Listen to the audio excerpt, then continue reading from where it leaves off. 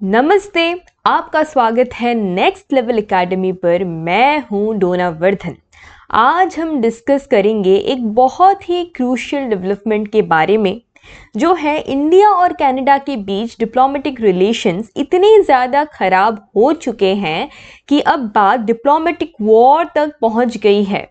तो आखिर क्या है पूरी स्टोरी, कैसे शुरू हुई ये टेंशन्स और इसके आगे क्या इम्पैक्ट हो सकता है, चलिए समझते हैं। तो अब देखिए मेन कॉन्टेक्स्ट क्या है, आप जानते हैं।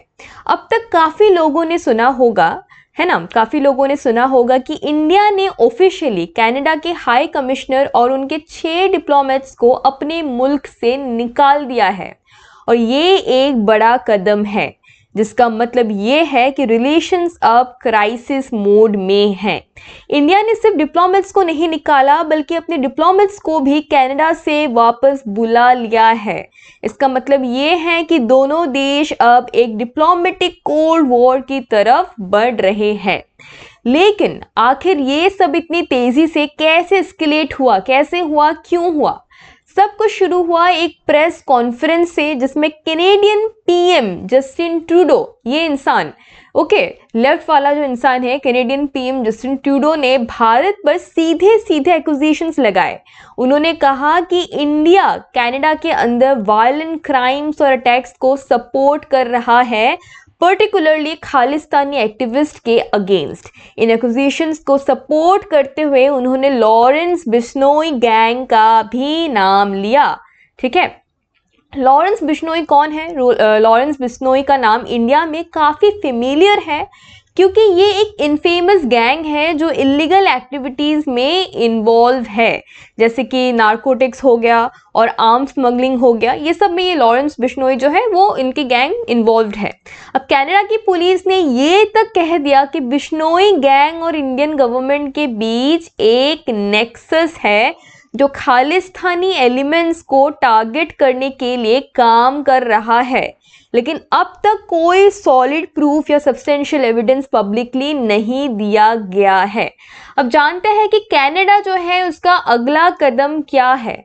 अब देखो, जब कैनेडियन फॉरेन मिनिस्टर से मीडिया ने पूछा कि क्या इंडिया के अगेंस्ट सैंक्शंस लगाए जाएंगे, तो उन्होंने जवाब दिया कि everything is on the table. उन्होंने ये भी कहा कि वो G7 और 5 आईज अलायंस के कंट्रीज के साथ कंसल्ट करेंगे और उनके साथ मिलकर फर्दर स्टेप्स डिसाइड करेंगे। अब ये एक और बड़ा साइन है कि टेंशन्स एस्केलेट हो रहे हैं। अब ये 5 आईज कंट्रीज कौन कौन से हैं, आप ये स्क्रीन पे देख पा रहे होंगे। अभी देखो, ये टेंशन जो है इंटरनेशनल लेवल पर भी काफ़ी इम्पैक्ट कर सकती है, स्पेशली इंडिया और यूएसए के रिलेशंस पर। अब बाइडेन एडमिनिस्ट्रेशन काफ़ी क्लोजली ऑब्जर्व कर रहा है कि कनाडा का अगला कदम क्या होगा, क्योंकि इंडिया और यूएसए के टाइज पिछले कुछ सालों में काफ़ी स्ट्रॉन्ग हुए हैं। अगर कनाडा कोई मेजर सैंक्शंस इम्पोज करता है, तो हो सकता है कि यूएस और कनाडा के रिलेशंस पर भी इसका असर पड़े। लेकिन एक्सपर्ट्स का मानना है कि मेजर इकोनॉमिक सैंक्शंस जो है काफ़ी अनलाइकली है। हो सकता है कुछ limited level sanctions Indian officials के अगेंस्ट लगाए जाएं, जैसे ट्रैवल बैन्स या उनके एसेट्स को फ्रीज करना। ठीक है, तो जस्टिन ट्रूडो जो है उनका भी अभी काफ़ी पॉलिटिकल प्रेशर में है, वो उनकी इलेक्शंस भी पास में है। तो कुछ सिंबॉलिक एक्शंस हो सकते हैं जो डोमेस्टिक ऑडियंस जो है, उनके डोमेस्टिक जो लोग हैं, उनको सेटिस्फाई करने के लिए लिया जा सके, ये पॉलिटिकल एक्सपर्ट्स का कहना है। अब इंडिया का क्या रिस्पॉन्स होना चाहिए इसके ऊपर, अब देखते हैं। अब सबसे इम्पॉर्टेंट क्वेश्चन ये है कि इंडिया का अगला कदम क्या होना चाहिए। अब इंडिया ने अभी तक अगला कदम अभी तक ट्रूडो के एक्यूजेशंस को कैटेगोरिकली डिनाई किया है। इंडिया ने साफ साफ मना कर दिया है जो भी ट्रूडो कह रहा है।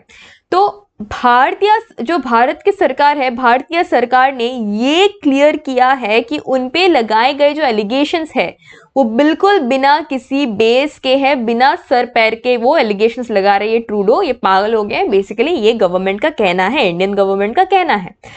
अब ऐसे में भारत को डिप्लोमेटिक फ्रंट पर कैसे रिएक्ट करना चाहिए, कैसे क्या करना चाहिए? एक पॉसिबल रिस्पॉन्स ये हो सकता है कि इंडिया 2025 में होने वाली G7 समिट को बॉयकॉट करे जो कनाडा होस्ट करने वाला है। तो इस मूव का काफी स्ट्रॉन्ग डिप्लोमेटिक मैसेज होगा, ठीक है। इसके अलावा इंडिया ब्रिक्स और शंघाई कोऑपरेशन ऑर्गेनाइजेशन, जिसे SCO भी बोलते हैं, जैसे मल्टीलैटरल बॉडीज में अपनी एंगेजमेंट और ज्यादा बढ़ा सकता है, ठीक है। तो इंडिया काफी केयरफुली सिचुएशन को देख रहा है, क्योंकि ये जो रिलेशन सिर्फ कनाडा तक सीमित नहीं है, ठीक है। अगर कनाडा फर्दर स्टेप्स लेता है तो इसका असर US, UK, ऑस्ट्रेलिया और न्यूजीलैंड के साथ इंडिया के रिलेशंस पर भी पड़ सकता है, जो फाइव आइज अलायंस के मेंबर्स है। अब ग्लोबल इम्पैक्ट क्या है भाई, ये देखते हैं। ग्लोबल रिएक्शंस अभी आना शुरू हो गया है, लेकिन अब तक किसी कंट्री ने ऑफिशियली इस मैटर पर मेजर स्टांस नहीं लिया है। लेकिन US, UK और ऑस्ट्रेलिया के डिप्लोमेटिक सर्कल्स में ये टॉपिक गर्मा रहा है। अगर कनाडा इस डायरेक्शन में आगे बढ़ता है, ठीक है, अगर कनाडा इस डायरेक्शन में आगे बढ़ता है तो इसका एक ब्रॉडर इंटरनेशनल इम्पैक्ट होगा, डेफिनेटली होगा। लेकिन इंडिया का जो फोकस है अब भी अपने इकोनॉमिक और स्ट्रेटेजिक इंटरेस्ट को प्रोटेक्ट करने पर ही है और होगा, स्पेशली US के साथ ग्रोइंग टाइज को सिक्योर करने में। ऑलराइट, तो इस डिप्लोमेटिक फॉलआउट का एक एंगल ये है कि इंडिया के लिए खालिस्तानी इशू एक सेंसिटिव टॉपिक बन गया है, क्योंकि मल्टीपल टाइम्स पहले भी ये देखने को मिलता आ रहा है कि कनाडा के अंदर से एक्सट्रीमिस्ट एलिमेंट को भारत के खिलाफ सपोर्ट मिलते आ रहा है। तो आइए देखते हैं आगे कैसी चीजें मैटर एक्सक्लेट होती है। डेफिनेटली जो भी न्यूज आएगा हम आपको अपडेट करते रहेंगे। तो थैंक यू फॉर वॉचिंग, मिलते हैं नेक्स्ट वीडियो में। Stay inform, stay aware, God bless you.